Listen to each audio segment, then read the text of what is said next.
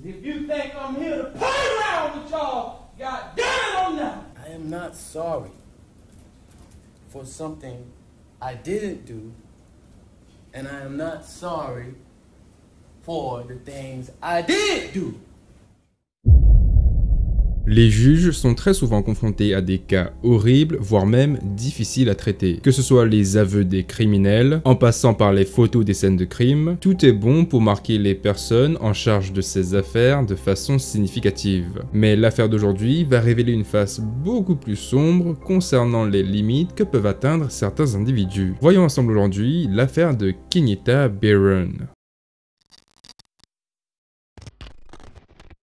Kenyatta Byron est une femme de 33 ans et mère de 2 enfants. Elle étudiait dans une université locale de Hillsborough en Floride et faisait de son mieux pour élever ses 2 enfants et exceller dans ses études. Dès sa naissance, sa petite fille, Ron Neva, a été diagnostiquée d'autisme sévère. Et donc, dès leur plus tendre enfance, elle ainsi que son frère Ronnie ont développé une façon unique de communiquer entre eux. Communication qui passait par une multitude de gestes ou d'onomatopées en tout genre. Mais bon, malgré ces difficultés, frères et sœurs s'entendaient très bien et ils n'ont jamais eu de problème avec ça. Cependant, malgré ce bonheur apparent, un problème continuait à subsister. Et c'était tout simplement Ronnie Byron, l'ex de Kenyatta, qui était aussi le père de ses 2 enfants. Et le problème, il est tout simple. Malgré le fait qu'ils étaient plus du tout ensemble, Kenyatta l'autorisait à rester chez elle. Mais voilà, le petit souci, c'est qu'ils se disputaient très régulièrement et que la police avait déjà été appelée plusieurs fois à leur domicile. Petit à petit, Kenyatta réalise qu'elle avait peut-être fait l'erreur d'avoir laissé son ex-petite amie vivre avec elle ainsi que ses 2 enfants. Le 18 mars 2018, la police reçoit un appel en provenance de la maison de Kenyatta. Le couple avait recommencé à se battre une énième fois, mais cette fois-ci, les choses étaient bien différentes. La jeune femme semble terrifiée, elle hurle tout en demandant de l'aide, et au fond, on pouvait entendre distinctement la voix d'un homme lui crier dessus. Puis, quelques secondes après, Kenyatta va prononcer ces 3 derniers mots. « Je suis désolé » avant de raccrocher.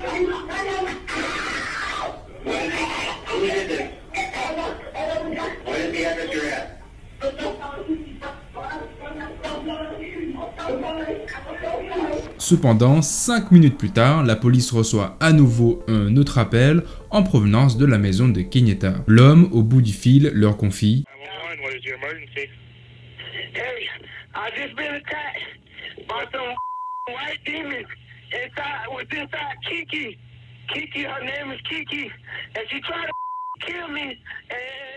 Juste après l'appel, la police va envoyer des renforts ainsi qu'une ambulance à la maison de Kenyatta. En arrivant sur les lieux, la police découvre la jeune femme, immobile, couchée sur la pelouse devant sa maison. En pénétrant dans la demeure pour voir s'il y avait d'autres personnes à secourir, la police remarque immédiatement qu'un feu avait commencé à prendre à l'intérieur de la maison. Quelques instants après s'être engouffré dans la maison, les pompiers seront surpris de voir un petit garçon surgir des flammes tout en pleurant. C'était le petit garçon de Kenyatta, Ronnie.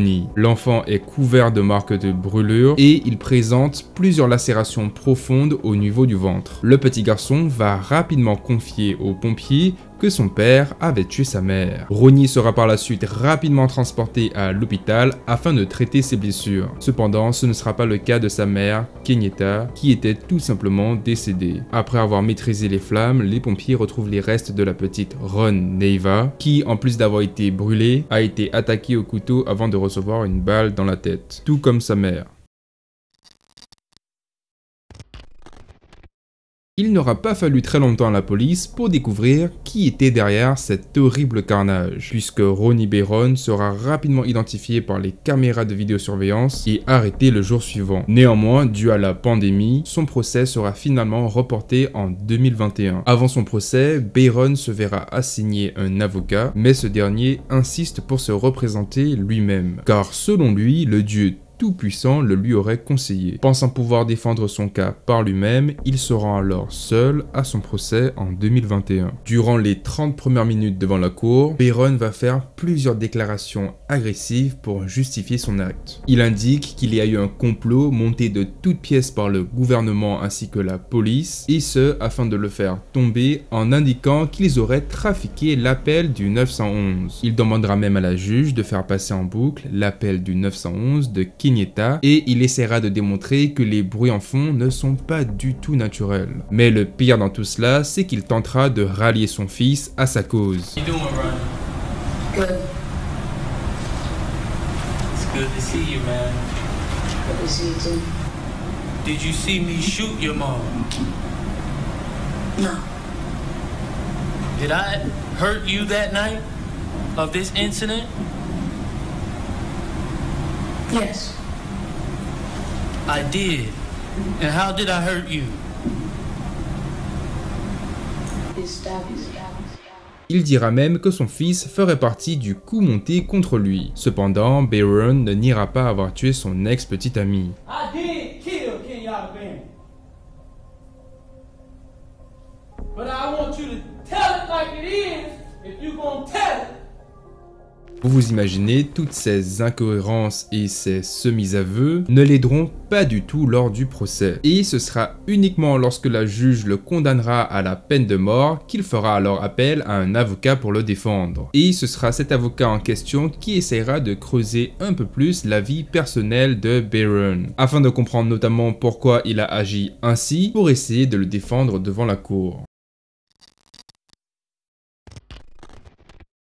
Il a été découvert que Barron ainsi que son frère auraient tous les deux été violés par des membres de leur famille lorsqu'ils étaient tout petits. En grandissant, il aurait pris pour habitude de monter sur les toits ainsi que sur le sommet des arbres, et ce afin de parler avec Dieu. Il se rendait souvent à l'église afin de chanter, et après l'université, il essaiera même d'intégrer la marine des États-Unis. Mais son rêve s'arrêtera net puisqu'il n'arrivera pas à passer l'examen d'entrée. Néanmoins, malgré cet échec, Barron avait plusieurs atouts avec lui, notamment son goût pour la musique, qui le poussa à monter un groupe de hip-hop avec son ami. Et à côté de ça, il enchaînait aussi plusieurs petits boulots afin de subvenir à ses besoins. Il indiquera aussi à son avocat que 5 mois avant l'attaque, il aurait reçu plusieurs balles alors qu'il était en voiture sur l'autoroute, attaque qui avait probablement pour objectif de lui voler sa voiture. Barron sera rapidement transféré dans un hôpital où il finira par faire pas moins de 4 arrêts cardiaques. Mais heureusement pour lui, les médecins arrivent à le maintenir en vie et il finit par se remettre sur pied quelques semaines plus tard. Un psychologue judiciaire déclara même que l'attaque en voiture ainsi que les abus lors de son enfance ont poussé Barron à développer un syndrome de stress post-traumatique,